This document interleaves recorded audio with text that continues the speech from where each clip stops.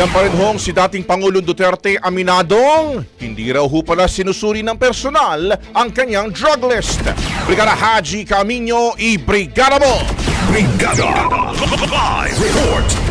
Inamin ni dating Pangulong Rodrigo Duterte na hindi niya sinusuri ang listahan ng mga sangkot sa iligal na droga na ibinibigay sa kanya.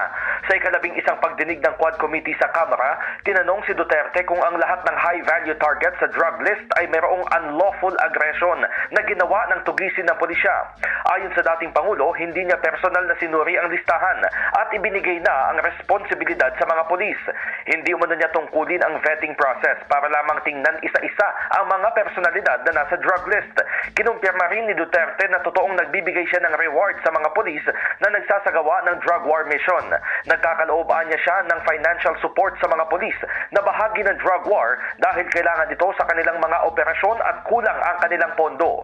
Paminsan-minsan umano ay nagbibigay siya ng extra bilang pabuya na umaabot ng hanggang 20,000 pesos matapos ang operasyon. Ang pera naman para sa kampanya laban sa illegal na droga ay hinuhugot sa Peace and Order Fund kabilang ang local government units. In the heart of changing lives, ito si Brigada Haji Camino ng 105.1 Brigada News FM Manila, the Music and News Authority.